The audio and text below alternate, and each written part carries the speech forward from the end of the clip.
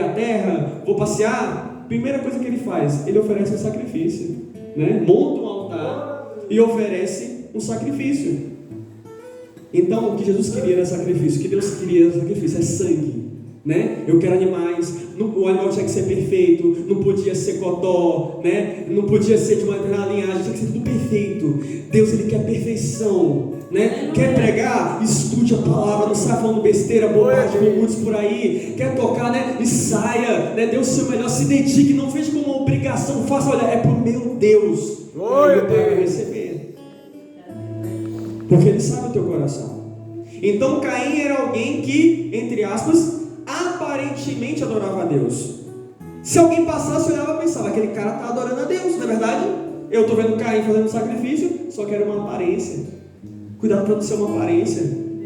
Os irmãos olham para você e veem uma aparência. Deus, ele está vendo o teu coração.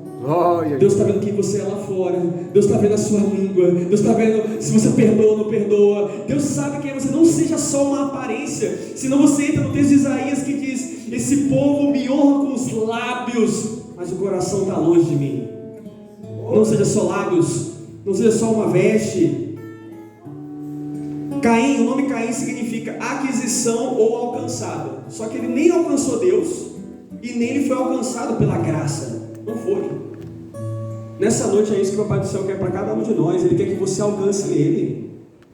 E Ele quer que você se permita ser alcançado pela sua vontade, pela sua palavra. Então Caim, meus queridos, infelizmente ele teve um currículo horrível. Ele foi o pioneiro de coisas horríveis. Caim, primeiro assassino da história. Caim, primeiro assassino de um irmão, né? Porque até no Código Penal isso é um agravante, né? Você matar uma pessoa do seu sangue, isso é um agravante contra você. Caim foi o primeiro assassino de profeta. Porque no Evangelho de Lucas, Jesus falou o seguinte: olha, eu enviarei profetas e apóstolos. Alguns vocês matarão, outros vocês perseguirão, mas essa geração será responsabilizada pelo sangue derramado de todos os profetas, vírgula, desde o princípio do mundo até agora, vírgula. Aí o texto fala, desde Abel até Zacarias. Inclusive eu estive pregando sobre Zacarias aqui em uma oportunidade, né? Agora estou falando de Abel. Falei que eu vou fazer uma comparação, né? Desde Abel até Zacarias. Então há quem entenda que Abel era um profeta. O que é um profeta? É no mínimo alguém que tem intimidade com Deus. Ele não fala aquilo que o homem quer ouvir, ele fala aquilo que Deus quer falar, né? Boca de Deus na terra. Aleluia. Glória a Deus. O texto fala de Abel ser um profeta. Eu não posso afirmar quais foram as profecias, né? Não vou pregar que eu não sei, né? Mas é possível sim que diante dos outros ele falava a vontade de Deus. Deus poderia estar se revelando. Talvez até essa inveja de Caim não foi só agora, que foi o estupim, né? Estou morrendo de inveja. Por quê? Porque esse cara é aceito por Deus e eu não sou, vou matar ele. Mas eu já estaria vendo até Abel fazer outras coisas produtivas. Já estou até adiantando algo que eu ia falar mais na frente. Às vezes alguém não quer ver você sendo produtivo, alguém não quer ver você se dando bem. É triste dizer isso. E ocorre entre irmãos. Caim foi o primeiro filho a dar desgosto, o primeiro a ter uma demonstração de inveja em relação a outro, o primeiro a matar um inocente, né? Porque alguns casos as pessoas morrem por legítima defesa, né? Imagina alguém vai matar teu filho, e ali você, no ímpeto de defender seu filho, você acaba matando, mas não é que você queria proteger, né? Moisés foi um exemplo disso. Ele não queria matar com ódio, fúria natural, uma fúria maligna aquele egípcio. Ele viu o egípcio maltratando o hebreu, então ele parte para cima do egípcio e acabou matando o egípcio. Então Caim, ele teve todo esse histórico negativo. Quando Deus ele vai punir Adão e Eva, ele fala que viria aquele que ia pisar a cabeça da serpente. Só que infelizmente Caim é aquele que é a própria serpente, né? Ele é a descendência da serpente. O que eu estou dizendo é o seguinte: Deus ele te chamou para ser o trigo. Cuidado para não estar sendo joio. O joio tem a mesma aparência do trigo, mas não é trigo. O trigo, quando você aperta, ele é fofinho. O joio ele se desfarela. Cuidado, a sua vida com Deus não está esfarelada, não está só fazendo volume no meio dos outros.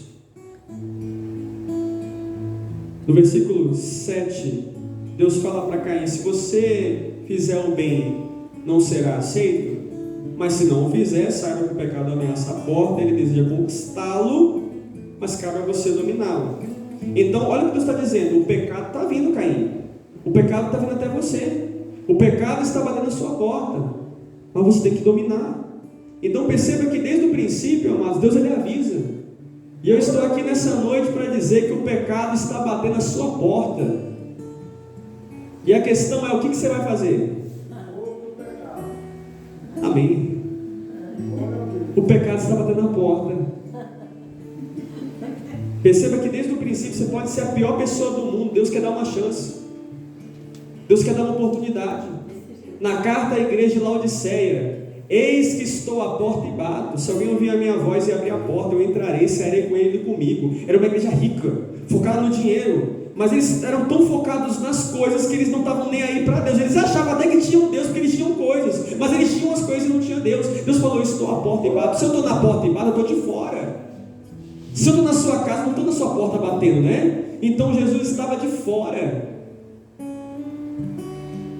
Carta à igreja de Tiatira, está escrito: dei tempo para que Jezabel se arrependesse, mas ela continua induzindo os meus servos à imoralidade sexual e a comerem alimentos dedicados a ídolos. Dei tempo. Deus é aquele que dá tempo, ele dá oportunidade. Saulo era perseguidor de cristão. Para alguém podia olhar com raiva: Deus, mata esse cara, ele persegue a tua igreja. Deus foi lá e converteu o cara. De perseguidor virou perseguido. Você pode ser a pior pessoa, Deus ele dá uma chance, ele dá uma oportunidade. Veio a prostituta, Deus olhou para ela e falou: faz e não peques mais, estou te dando mais uma chance. A partir de agora tem que ser uma pessoa diferente. O que você praticava não pratica mais, sai dessa vida. Eu te dou uma oportunidade. Glória a Deus. Aí Deus fala para Caim: se você fizer o bem, não será aceito? Caim, você quer ser aceito? Se você fizer o bem, você vai ser aceito. Você vai ser aceito. O problema é que tem gente que quer ser aceita fazendo coisa errada. Eu quero ser aceito, mas não quero fazer o bem. Eu quero ser aceito, mas não quero fazer o que é certo. Não tem como. Você só vai ser aceito se você fizer o que é certo. Você só vai ser aceito se você fizer o que é correto. Jesus disse que você tem que perdoar os outros para receber perdão. Eu quero que Deus me perdoe. Deus me perdoa por isso e aquilo outro. Mas você não quer perdoar alguém. Como Jesus falou: perdoar é para ser perdoado. Se você quiser o perdão do Pai, tem que perdoar o seu irmão. E se não perdoar o seu irmão, o Pai não te perdoa. É Bíblia. Aí eu quero fazer o errado e quero que Deus me aceite? Não tem como. Ele disse: o pecado está batendo na porta, mas cabe a você dominar. É você, Caim. É você que tem que evitar o adultério, é você que tem que evitar a fofoca, é você que tem que aprender a perdoar, é você que tem que evitar a bebida, é você que tem que passar a ser humilde. É você. Cabe a você. Isso aqui é bem arminiano. Vamos a respeito do jardim do Éden. Havia uma árvore do centro do jardim, a árvore do conhecimento, do bem e do mal. De todas as árvores eles podiam comer, só essa que não. Deus fala que a árvore era bonita, o fruto era atraente, era desejável. Não havia uma cerca elétrica ao redor da árvore. Por quê? Porque assim é o pecado. O pecado está na sua frente, ele é bonito e desejável, mas ou você domina o pecado ou o pecado que te domina. Caim, ele devia ter matado o seu pecado, mas em vez disso ele matou o seu irmão. Às vezes as pessoas, elas, em vez de focarem no tratamento da sua alma, elas se levantam contra outras pessoas. Então Deus ele pergunta para Caim: onde está o seu irmão Abel? E aqui a gente pode fazer uma comparação entre Caim e os seus pais, que eram Adão e Eva. Deus pergunta para Caim: aonde está o seu irmão Abel? Pergunta semelhante Deus fez para Adão, que era pai de Caim. Quando Adão e Eva pecaram, né, Adão se escondeu atrás de árvores e com folhas de figueira, e Deus fala: Adão, onde você está? Então ele pergunta para Adão onde você está, e agora pergunta para Caim: onde está o seu irmão Abel? Quando Caim peca, Deus também pergunta: o que foi que você fez? E essa pergunta, o que foi que você fez, foi a mesma pergunta que mais atrás Deus pergunta para Eva. Quando Eva peca, Deus pergunta: o que foi que você fez? Ou seja, Deus perguntou para Eva o que foi que você fez, e depois pergunta para o filho de Eva, chamado Caim, o que foi que você fez. Parece maldição hereditária, né? Uns pais erram, aí os filhos erram, e vai continuando. Que toda maldição hereditária da sua família seja quebrada em nome do Senhor Jesus. Isso é uma bênção. Se os casamentos dos seus pais, dos seus avós deu errado, isso vai dar certo. Se na sua família tinha um costume de fazer isso ou aquilo que não agrada a Deus, a partir da sua família a coisa é diferente. Então ele pergunta: o que foi que você fez? Caim acabou de matar Abel e Deus pergunta para Caim: o que foi que você fez? Sabe o que eu entendo? Se você fizer o mal para o seu irmão, vai ter cobrança. Tem gente que pensa: eu vou fazer e vai ficar por isso mesmo. Não vai.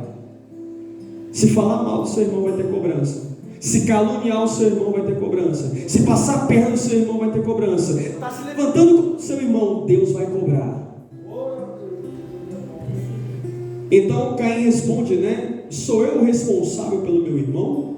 É interessante que todo mundo que se converte, né? Quando a gente é novo convertido, a gente lê um texto desse, a gente fica chocado, né? Que grosseria, que cara grosso, né? A gente fica, né? Escola dominical, né? Você não viu? Meu Deus, isso é forma de falar com Deus? Grosseria, desconsideração, né? Falta de respeito, arrogância. E tem gente que infelizmente é assim. Tem gente que quando está com um problema, está irado, começa a falar com Deus, levanta o tom, né? E começa a esbravejar, e Deus tem que entender, porque eu sou dizimista, porque eu sou homem de Deus, porque eu faço, acontece. Amados, com Deus você tem que ser sempre baixinho, porque Ele é o Rei da Glória, você é um vermezinho de Jacó. Porque um dia você vai morrer, Ele é o Pai da eternidade. Porque você é uma criatura e Ele é o Criador. Porque Ele é tudo e você não é nada. Porque sem o Senhor você não é nada, e Ele sem você continua sendo Deus. Acaso eu sou o responsável pelo meu irmão? Tem uma outra tradução desse versículo que Caim fala assim: acaso eu sou guardador de ovelhas, guardador do meu irmão? Por quê? Abel era pastor de ovelhas, então Abel era um guardador de ovelhas, né? O pastor, ele começa o dia conduzindo os animaizinhos, né? Leva para o aprisco, para os pastos verdejantes, leva para a água, protege do lobo e depois volta para o mesmo lugar, ou algum lugar melhor, né? Guarda. Abel era guardador de ovelhas. Então quando Caim fala, por acaso eu sou guardador do meu irmão, há estudiosos que entendem que isso aqui foi um sarcasmo, foi uma ironia. Ele